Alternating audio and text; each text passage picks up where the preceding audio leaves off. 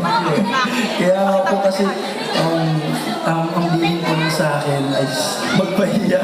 Ayan, nagulat po ako sa kanta na yun kasi mashup sobrang sakit po ng dalawa. Kaya, Naiyak mo sila 2 times eh. ay, naiiyak eh. O, in-English mo sila Tagalog mo, wala mo sila sinakta. Pero okay lang, ganda ng performance mo. Di ba ang ganda ng performance mo? Ayun! So, thank you so much, Aubrey. So much.